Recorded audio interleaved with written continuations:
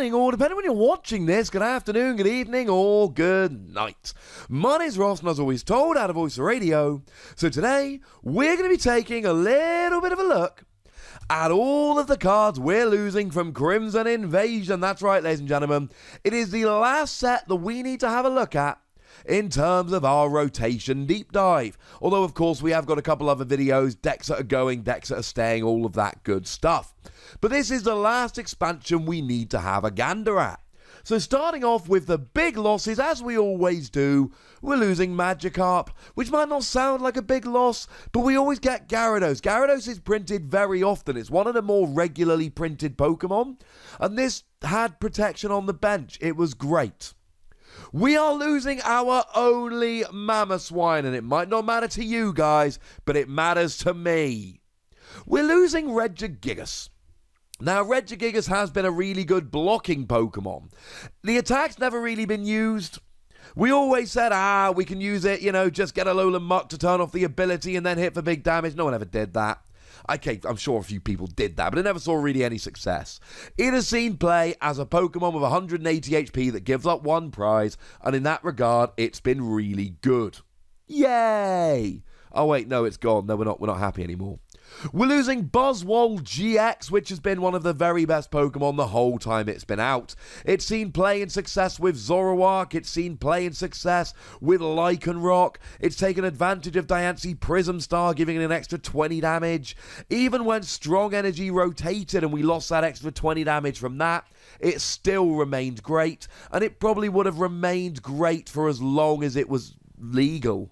And it did. And now it's gone.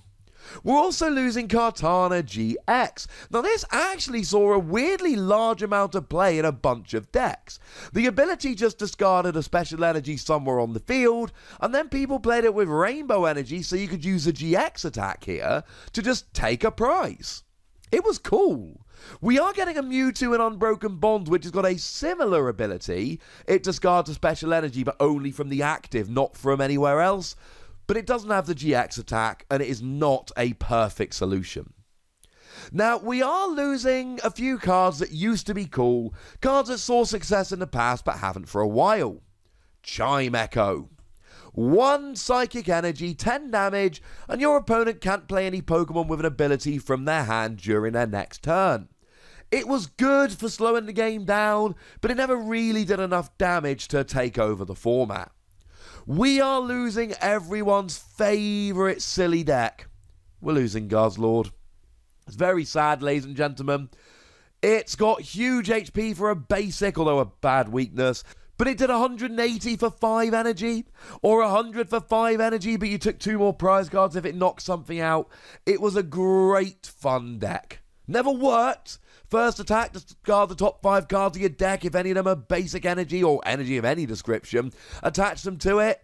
And this ruined pre-releases for Crimson Invasion, because everyone that drew one at a pre-release played it with 39 basic energy. And then people tried using it in real tournaments, and it just never really worked. Incidentally, I know a bunch of these Ultra Beasts have been reprinted, but they're either as promos, which are lower than 94, so they've been rotated, or alternate art cards. We are losing Gourgeist. Gourgeist should have been great. It really did look like it had potential. Double colorless energy, 10 damage, plus discard any number of tools from your Pokemon as you like, 40 more for each one you discarded, and then you were supposed to play it with all the Rotom that could attack for free if you had 9 tools or more in the discard.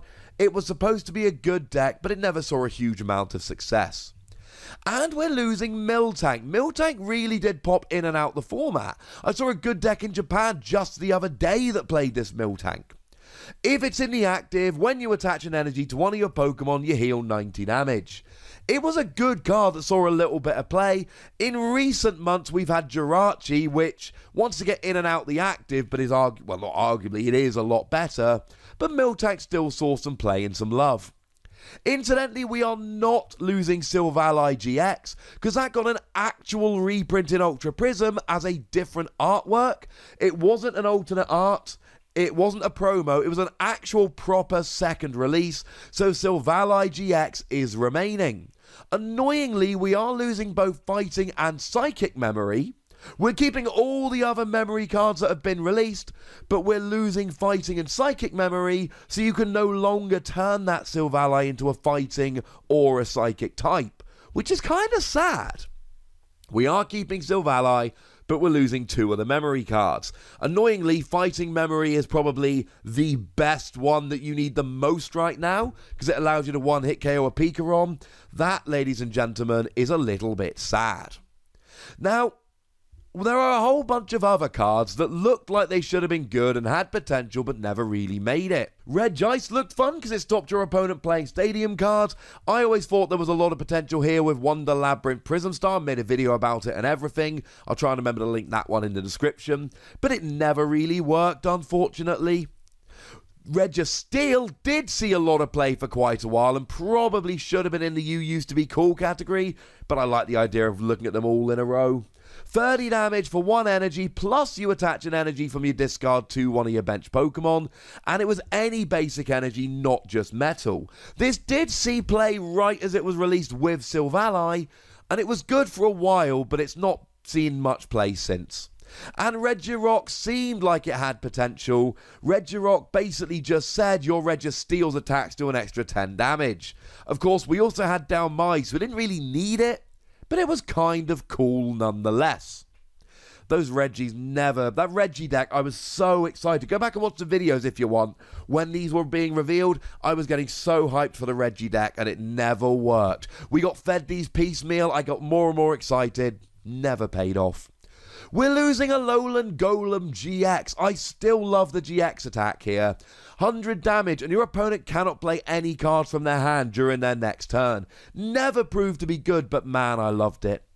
One Pokemon that I have received a lot of correspondence about, the Gengar that makes a Pokemon take 2 damage when you attach an energy to it from your hand. A lot of people have messaged me over the last couple years about this card and how good it looks. Never ended up being amazing. We are losing the Miss Magius that had Chaos Wheel. I did see a couple of people writing articles about how this was the play for a particular tournament. It never turned out to be the play, and even the people that wrote the articles I checked up later on didn't actually play it at those tournaments. It was one of those cards that always looked amazing and was great in theory, but I tested this, as did a whole bunch of other people, and it never worked anywhere near as well as it looked like it should. I'm sure those people genuinely thought it was the play for the tournament, and then they did a bit more testing and went, no, you know what, it's actually not. Because I did that at more than one tournament. Nihilego GX is also rotating out. It's got an ability that leaves your opponent's active Pokemon poisoned and confused. Unfortunately, it also leaves your active poisoned and confused, so you wanted a free retreater in the active to get out the way. Good news is we are getting Koga's Trap in Unbroken Bonds, which is a supporter card, not a Pokemon, but it does have the same effect, so at least we've got that.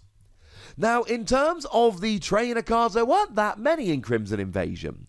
We are losing Counter Catcher, which is really sad, automatic gusting when you're behind on prizes, but bear in mind we're also losing Pokemon Catcher to the rotation, and we're losing Guzma, and we're even losing Lycanroc, and honestly, ladies and gentlemen, our gusting plans are not as good as they were. We are losing Dashing Pouch. I don't know if I ever saw a good deck playing Dashing Pouch. This is the only time we've ever had the card released. When you would discard energy for its retreat cost, pop it in your hand instead of the discard pile. Seemed like fun, especially in decks that could attach more from the hand. I never saw it being played, even in those decks. We're losing Devoured Field, which let your Darkness and Dragon Pokemon do an extra 10 damage.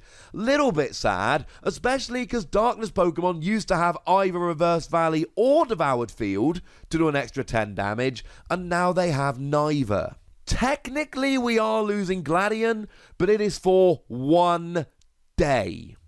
Gladion is being rotated out on the 14th of August, and Unified Minds will have an alternate art print, which comes out on the 15th of August. By comes out, I mean is legal for tournament play, so we're keeping Gladion. Lusamine is not going away because it was reprinted in an Ultra Prism. Peking Red Card is not going away because it was reprinted in Ultra Prism. We are, however, losing Sea of Nothingness. It did stop your opponent, or indeed yourself, because it's a stadium, getting away from special conditions when you evolved or devolved. Unfortunately, though, never worked. No one ever played it. It's one of those cards that saw no play. What did see a lot of play, though, was Counter Energy. 2 of any energy went behind on prizes. This let a whole bunch of decks be good that shouldn't be good. This saw play in stuff like Persimmon, where they would basically play 4 double colorless energy for when they weren't behind on prizes, and 4 counter energy for when they were. And that's just one example. There were many. We're losing a lot of our counter cards, and that's really sad. They did mean that it wasn't so bad being behind in the game. And there we go, ladies and gentlemen. Those are the cards that we are losing from Crimson Invasion. A very good set. The set that introduced Ultra Beast gave us a lot of good stuff, and now it's going away. We don't have the same staples being lost that we have in some other sets, but losing stuff like Buzzwole, yeah, that's going to hurt a little bit. So there we go. That's my list, but I'd like to know your list. Tell me if you think there's any cards that I should have put on this list but didn't. Tell me what your favourite cards are, or the cards that you are going to miss the most. Go nuts, ladies and gentlemen. But do be nice, would ya? And then make sure you like this video, subscribe to this channel, follow me on Twitter at TheWassy, and Twitch for some live action at twitch.tv/PTCGRadio. If you want to support the channel, get some bonus podcasts and all that, head on over to patreon.com/PTCGRadio, where you can do exactly that. And please do make sure you're checking out youtube.com/WassyPlays, where we talk about games that don't have Pokemon in. But by far the most important thing, as always, look after yourselves until next time. Thank you very much for watching. My name's Ross, and you've been watching PTCG Radio.